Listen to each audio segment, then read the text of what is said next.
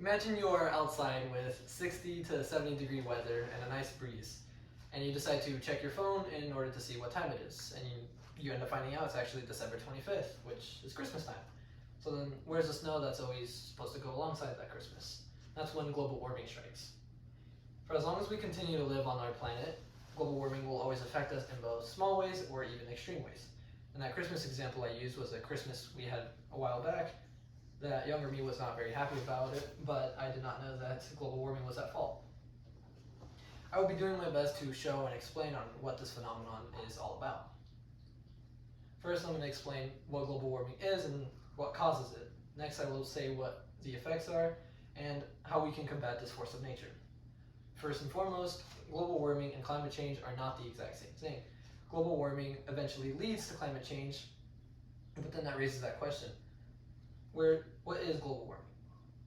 Global warming is the heating up of the Earth's surface due to the greenhouse effect, which I will explain shortly. Global warming has been recorded ever since the industrial period, which was when all of our technology, things like electricity and even steam-powered trains were created.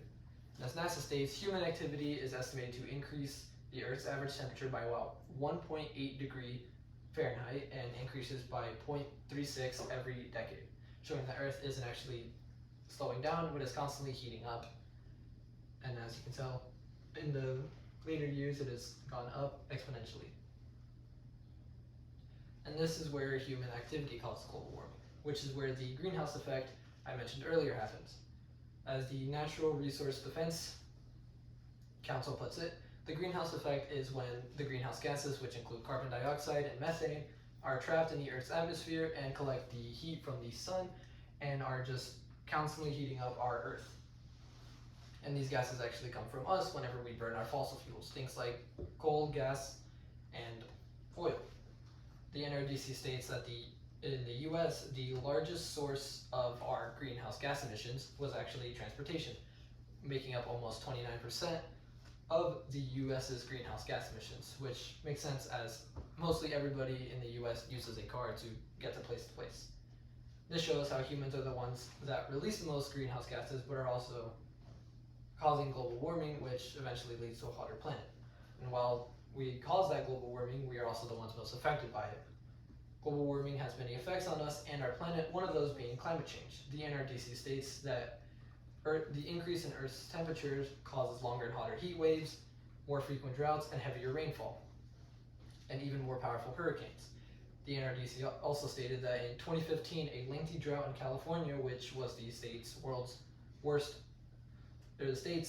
water shortage, had been intensified by up to 15 to 20% by global warming. And as you can tell, the 2015, it was almost all over the place. However, a year later, it was able to be just shortened down to just a big chunk, but that chunk is still pretty large.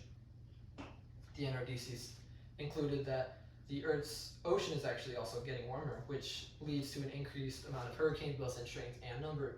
The 2020 Atlantic hurricane season included 30 tropical storms, 6 major hurricanes, and 13 hurricanes altogether, while 2017's appears to have been the most costliest and deadliest set of storms, as they caused $300 billion in damage, which is about $920 per person in the United States, and led to more than 3,300 deaths.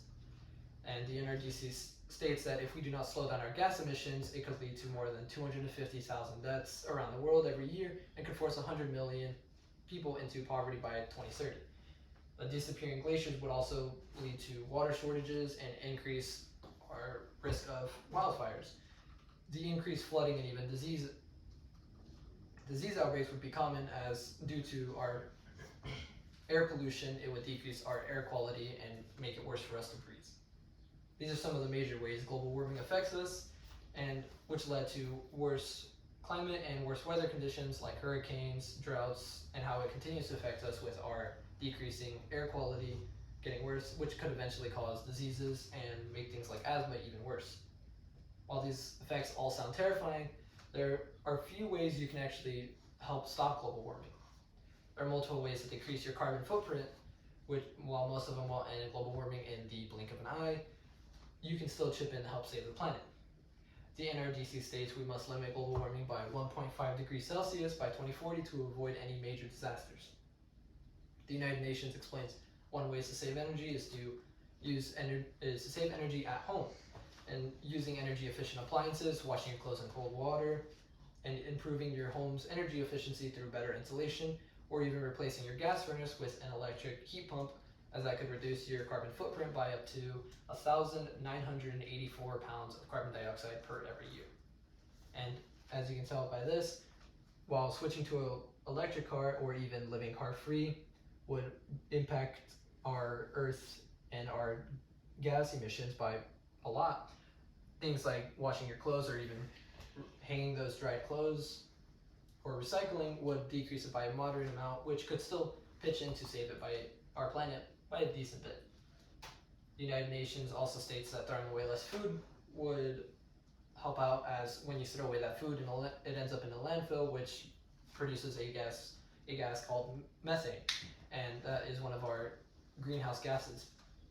As buying only what you need to reduce your carbon footprint, as reducing it would end up being it by 661 pounds per year. And the United Nations has stated that the plastics have generated 1.8 billion metric tons of gas emissions in 2019, which was 3.4% of the global total. As plastics stay for 100 years and less than 10% of that is actually recycled, the age-old tactic of reuse, reduce, recycle still applies today, as you could buy fewer things and repair those certain things instead of buying the new ones. And as you can tell from this picture, when we throw away just something like paper, it has ended up in the landfill and increases our greenhouse gas emissions by a decent amount. While whenever we actually just recycle that paper, that ends up being reused and can constantly generate a cycle where we don't end up generating that many gas. These are some of the major ways to reduce your carbon footprint to eventually slow down global warming. And to finish off this important topic, I will leave with a few words. I believe I've proved that global warming is an issue that everyone should at least be wary and conscious of. And as I explained, it's the heating up of our planet, and greenhouse gases are the main cause of it. And our weather and climate have been majorly affected with an increase of hurricanes, droughts, and even wildfires. And lastly, ways you can help pitch in to slow down global warming, such as recycling or throwing away less food. And now whenever you see such strange weather, such as no snow or heavier rain and even terrible hurricanes, keep in mind, as global warming is probably one of the driving factors of that kind of weather. And for those who won't care much, saying that global warming will not affect me and it's kind of not my problem, think again, as it always affects our planet, and as long as you live on this planet, why can't you try to save it? Any questions? In 2030, if you have a car and our air quality is so bad, would you get rid of it? If it would help decrease our air quality by even just like a small margin, I feel like it would eventually benefit everyone around the world if we eventually did switch to electric cars. Thank you.